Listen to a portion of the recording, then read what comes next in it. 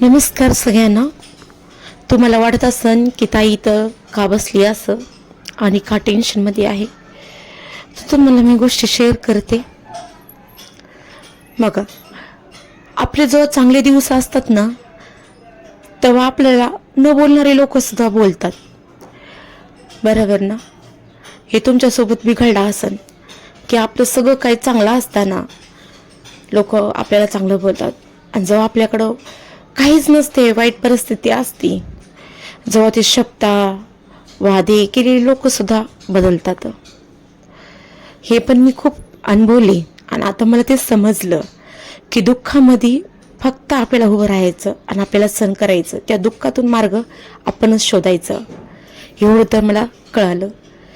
आज मी एवढी एकटी पडले ना, एवढी एकटी पडले, मी शब्दामध्ये बयान नाही करू करत, का की एवढं संकट आलं ना माझ्यावर. आज मला काही समजून गेले की नेमकं करू काय. माझ्या संसाराला कोणाची नजर लागली अशी, काय झालं माझा संसार असा, काय एवढं आमच्यावर परिस्थिती वाईट आली. पहिलं खूप चांगलं होतं माझ्या घरचं. हे तुम्ही सगळं बघितलं असं की माझ्या घरामध्ये सगळ्या वस्तू येतात, मी सगळं एक एक वस्तू घेतल्या मी. आणि आज एवढी परिस्थिती आली की हे वस्तू विकून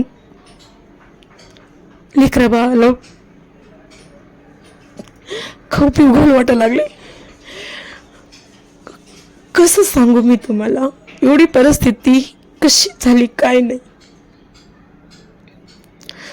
आम्ही ना 3-4 वर्षाखाली नांदेडला गेलो होतो, तेव्हापासून आम्हाला ही दलिंद्री लागली, माहिती आहे. म्हणतात ना की तुम्ही पण ऐकल्या असन, पण याच्यावर मी विश्वास ठेवत नाही, पण मी अनुभवली ह्या गोष्टी. मला सवय कशी होती, व्हिडिओ करायची, स्टेटस ठेवायची, आणि ते स्टेटस सगळा परिवार बघायचा.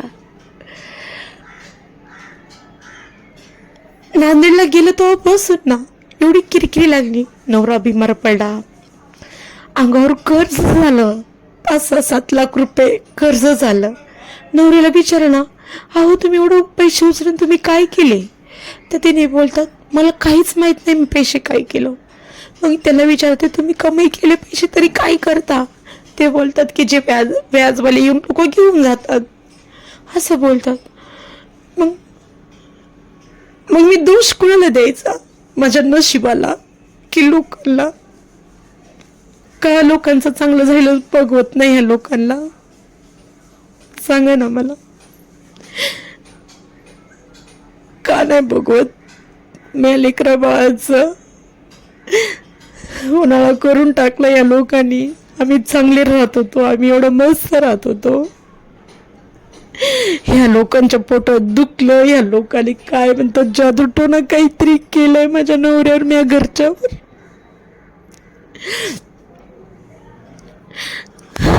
असं वाटतं आपल्याला की नाही हे खोटं असते, हे जादूटोना वगैरे काय नसते, हे रिअल आहे, हे खोटं नाहीये. जसं आम्ही नांदेडला गेलो तेव्हापासूनच ही घटना व्हायला लागली. अंगावर कर्ज झालं, नवरा बिमार पडला, घरात भांडणं, कोणत्या गोष्टी चांगल्या होत नाहीत, कोणत्या पण अपेक्षित होत राहिलं. आता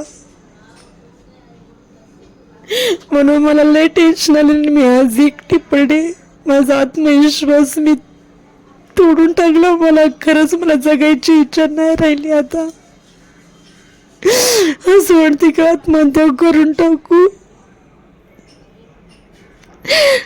खरं सांगते का की मी मला रूम सुद्धा नाहीये भेटली, एवढं शोधून सुद्धा रूम नाही भेटली मला.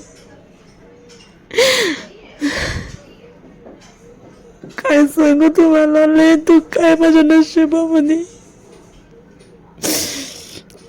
एकदम डिप्रेशन मध्ये गेली मी. आता मला काही सुचना गेली, डिप्रेशन मध्ये गेले, मला काही सुचना गेले, आत्महत्या करू वाटायला लागली मला. आता काय करायचं मला काही समजना गेले. मी आताच्या याच्यामध्ये मी एकटी पडले. माझी वाईट परिस्थिती बघून काही लोकांनी माझी साथ सोडली, कोणी मला फोन नाही करत, काय नाही.